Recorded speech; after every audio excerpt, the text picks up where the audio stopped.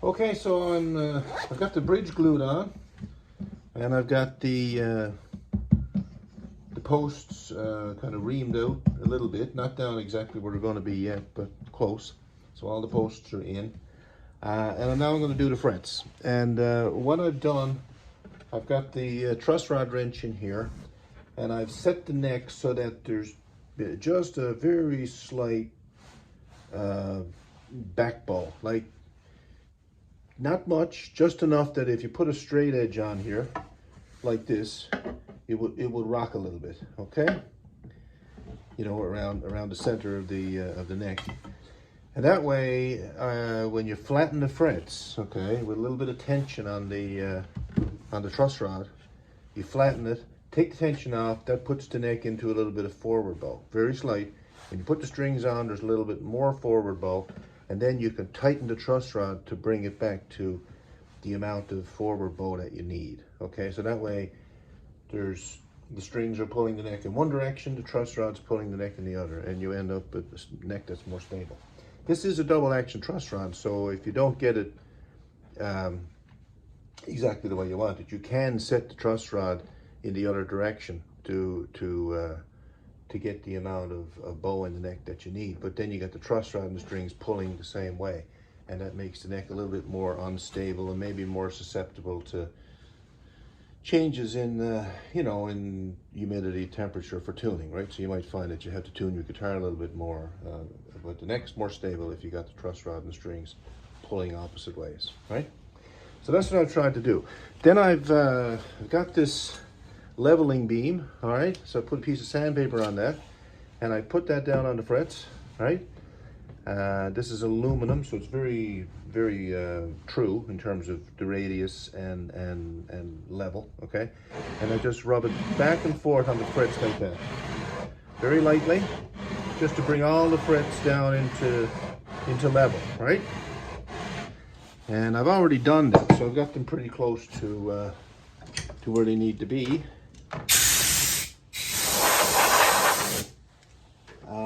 And then I have this other little tool here. Okay, this is for leveling the frets in sets of 3. So you put it across 3 frets and you rock it. And if there's a rocking, it means that the fret in the middle is a bit high. And if you get a high fret like that, you just mark it, and then you can go over it with a file and bring it down to level, right? But I'm finding that most of these, because I use that big sanding beam, most of these frets now are level, okay? So, and I've gone over this fretboard already, so I know that the frets are pretty true, right? Now, when you get down here toward the end, beyond the 15th fret, you want the frets to drop off a little bit. Not much, just a few thousandths of an inch, right? So, I mean, you could have them level, but it doesn't hurt to have them drop off a little bit. And that way, when you're playing up the neck here, the strings will clear these bottom frets more easily. You don't get buzzes. And in a guitar like this, that's not a cutaway. You're not playing up here too much anyway. So just have this drop off ever so slightly, and there's no harm. There you go. Next thing is to crown the frets. So what I've got is a metal barrier that I put over the frets like this. Now because they've been sanded, the top of the fret is a little bit flat. So you have to bring it back into a crown, right? And I just use a 3-corner file like this, and hold the barrier down and just file the frets like that to take the corner off, right?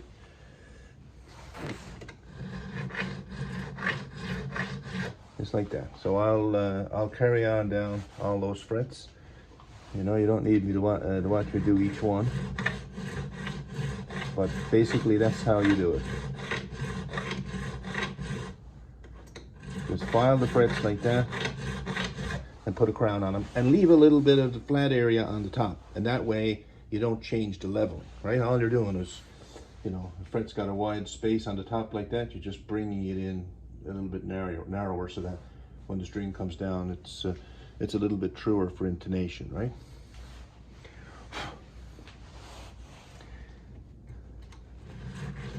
So, you know, there's a bit of time involved in doing the frets, but it's time well spent, obviously, because this is very important, you know, for how the instrument's going to play in the end, right? So once you get them crowned, then you'll have to polish them. And I've got little sandpaper strips for that. And that's so, you know, the strings don't catch on the frets when you're playing them. So you polish them up as much as you can. And it all aids to achieve the best, you know, playability. More comfort you have, the better when you're playing, you know.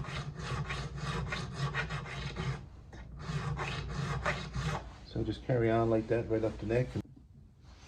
Okay, so I've done all of that. I've crowned all the frets with the file.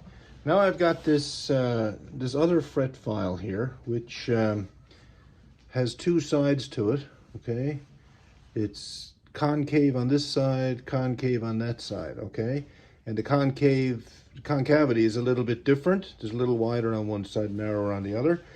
And what that does, I just run that across the frets. I took the narrow side, actually, you know. I thought that would work best for my purpose here. So I basically take it like this and run it across the frets like that.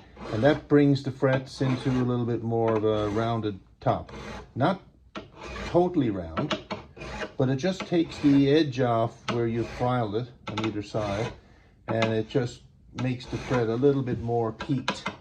Now I've already done these. I'm just doing it a couple of times more here just to even them all out. Now when you're doing this, you're still watching the top of the fret to make sure that you still see some of the flat area, you know, that we started with when we did it with the sanding wheel. So I'm just going like this up and down the frets.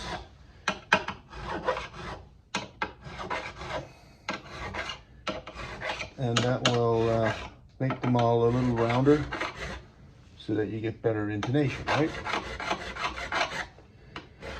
And some areas where I see that the flat part is wide, I just file them a little bit more, and that peaks them better on the top.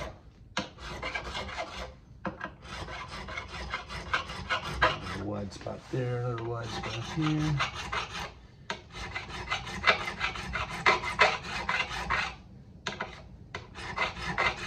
Try not to let the file slip off the frets because it marks the fretboard. You could tape the fretboard. There's a lot of work, you know, put tape down between all the frets, but I generally don't do that. Just take your time, be careful.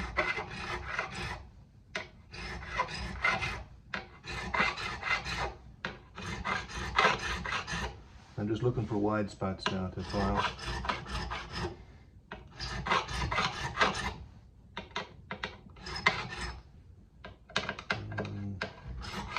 These are looking pretty good.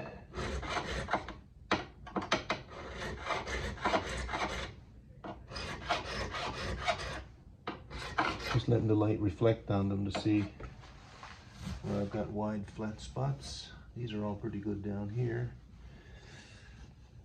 Pretty good. Yeah, we're doing all right.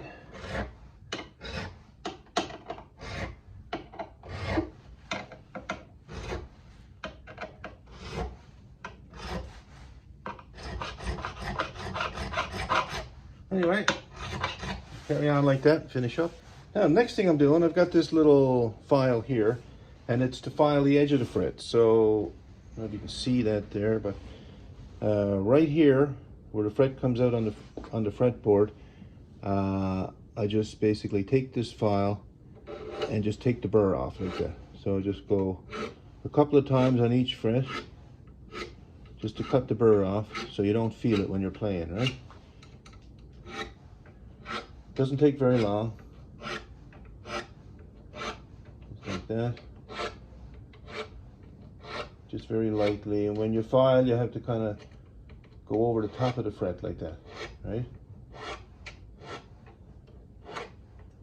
And the ones down below the 14th fret are difficult to get for obvious reasons.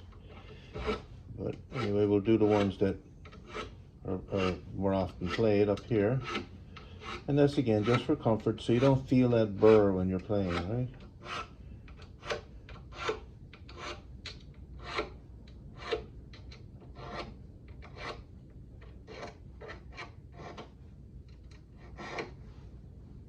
It's hard to get it down there.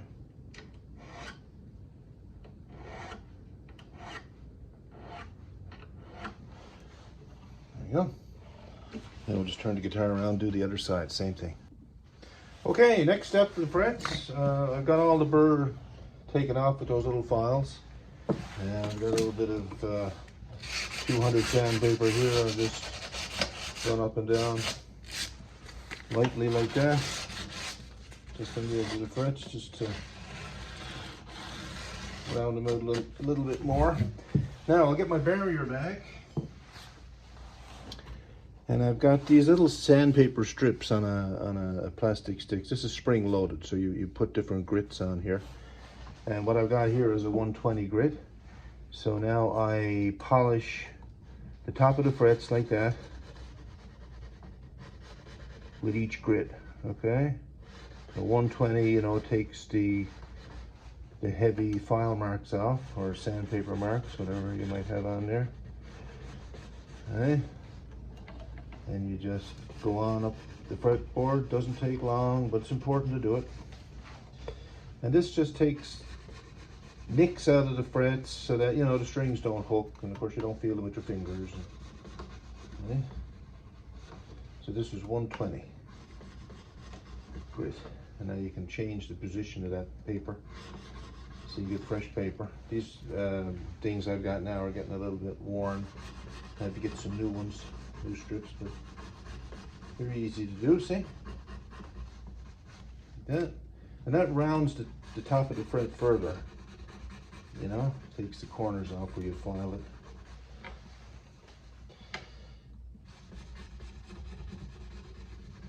You can also polish the frets with a Dremel. I've done that, but in the very end, you know, if you want them real shiny. If you play and you do a lot of bending, you know, you might want your frets well polished, right? Like on electric guitars, that sort of thing, you know.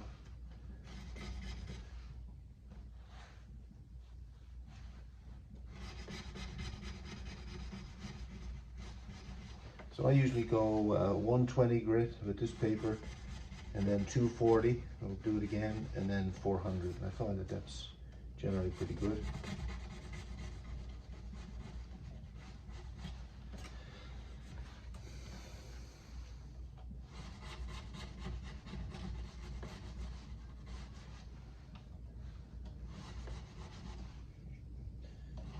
Keep rolling the paper around, see, like that.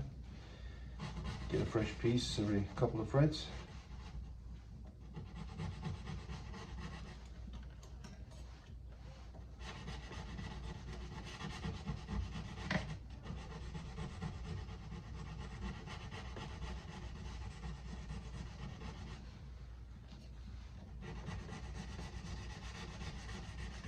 Almost ready now to get strings on this thing. Very soon. I still have to do some inlay on the headstock, but I like to get strings on just to see how it sounds. That's what I find when I'm building these. It's hard to finish them completely before you put strings on, because you're so eager to hear how each one sounds, you know. And of course you end up with getting strings on, and then you don't get back to the last little jobs that need to be done. I really like to hear how this one's going to turn out.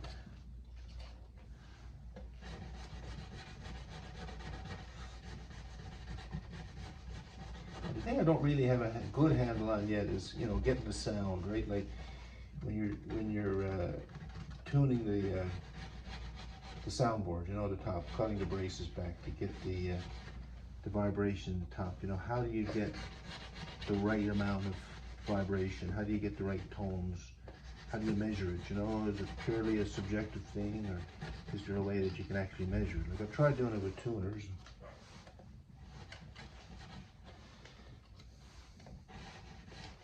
I don't know how consistent it is, you know?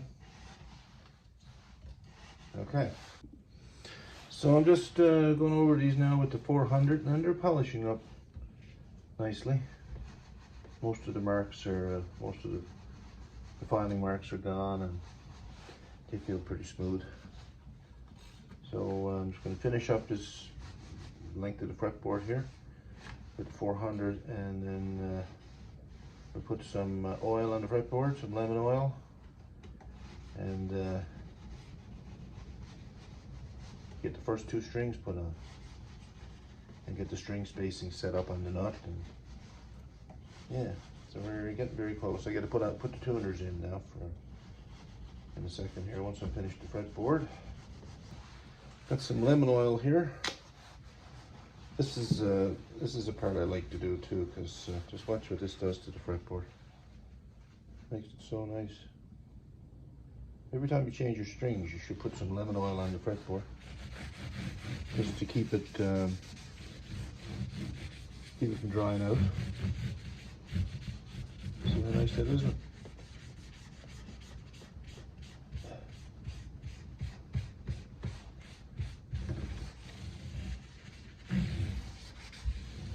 Very nice.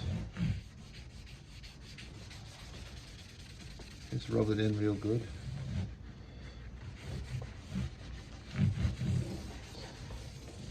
There.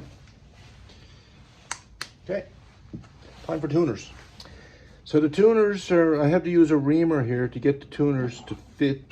You know, I drilled a hole a little bit on the small side, and then when you ream it, the tuner goes in nice and snug like that, see? All right, and the tuners are left and right, of course. So these are the, I guess depends on the way you look at it, the right side to me. See, that one doesn't go down all the way, look, all right? It stops there. So when I put the reamer in, you have to do this carefully, so just give it 3 or 4 turns like that. And then you'll find seats in a bit lower, see? And that's a nice snug fit. You don't want them loose. There we go.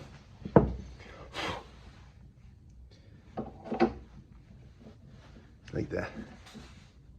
Nice, right? That's just exactly the way you want them. You just want them. So you have to ream them to get them in.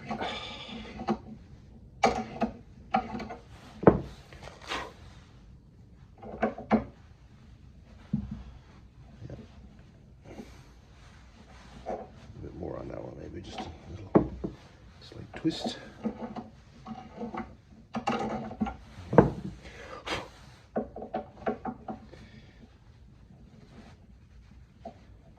Okay, and now the other side.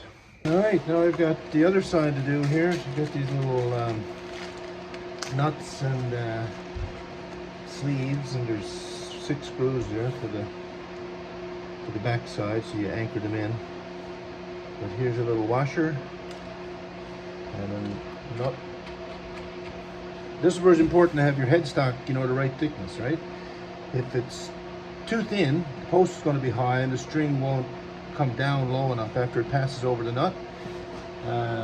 You know, this is only a 10-degree headstock, so the headstock doesn't tip back very far. So it's important to have your headstock thickness thick enough so that the post stays low. Otherwise, if the post is high, the string is going to come in level. It's not going to ground on the nut. You know what I mean? So this looks pretty good. And if it's too thick, you're not going to be able to tighten it. And if it's, you know, the threads won't grab. And if it's too thin, not only will the post be high, but you won't be able to tighten it. So you know the tuner will be loose in the headstock. You don't want that, because I mean that creates rattles and all kinds of stuff, right? So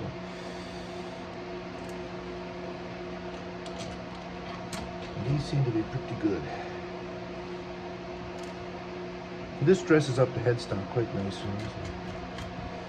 I gotta take all these off again now if I want to do anyway, but I just, like I said, I want to get these on to get the string spacing set up and get all that part of the guitar done, see how it plays.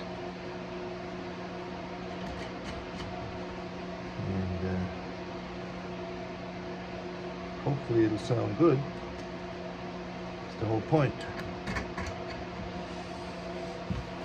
A little wrench here to tighten these in.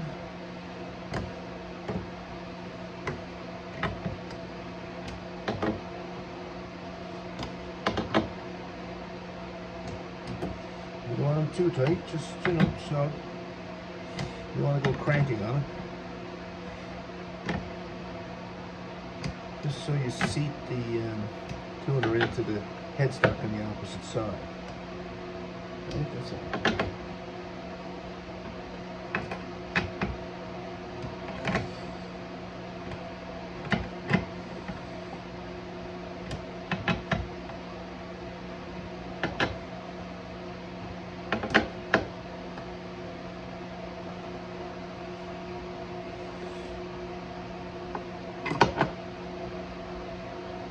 Okay. Turn it over again. Now, what we need to do now is straighten these things up so they're all in line.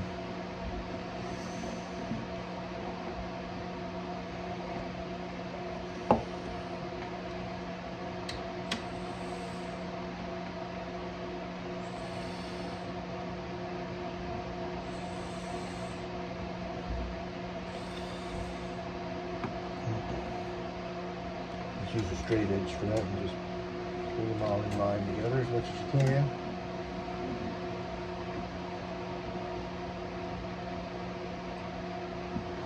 There we go. Not bad. This side. Same thing. Just twist them a bit. Get them in line so they look better.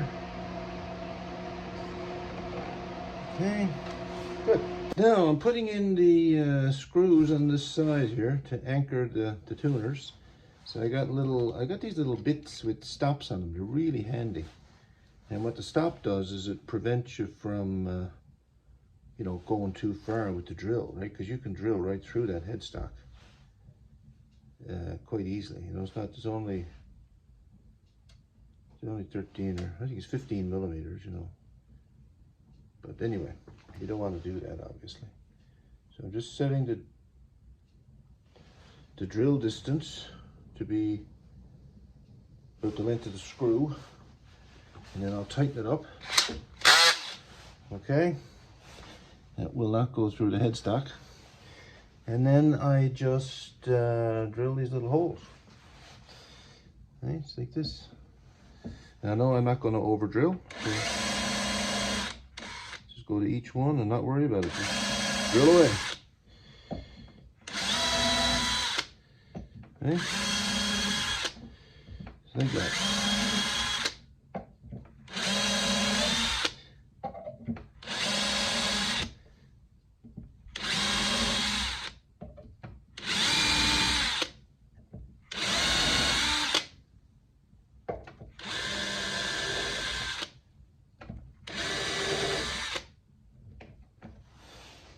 All right, I thought it was done.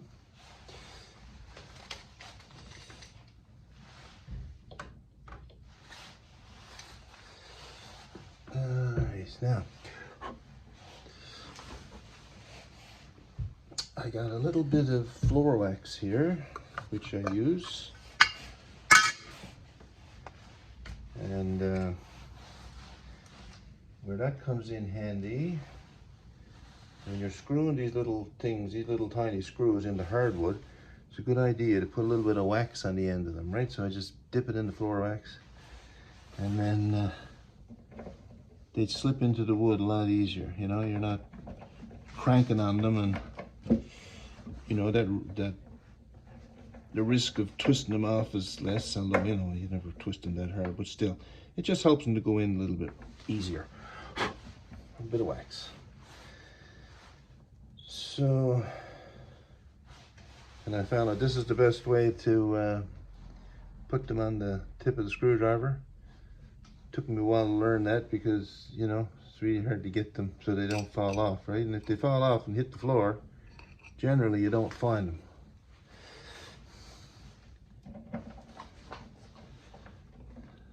You could be looking right at it when it hits and then disappears. At least that's what I find. So you don't want them bouncing on the floor. So I've had 12 of these to put in.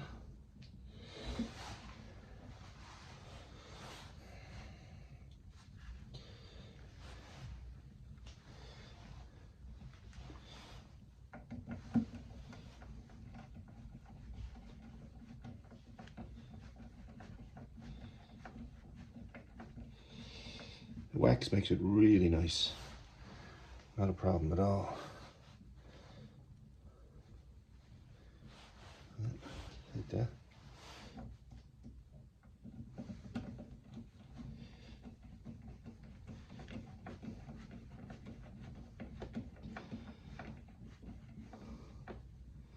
Yep, so I'll finish up and come back. There you go, 200s are in. All right, look pretty nice. And on the back, there you are. Nice veneer on the back of that headstock, the spalted maple, right? That came out all right. Okay, so the next thing for this guitar now is to get some strings and get the first 2 strings put on, and then get the action kind of set up in general, you know, and also the nut action here.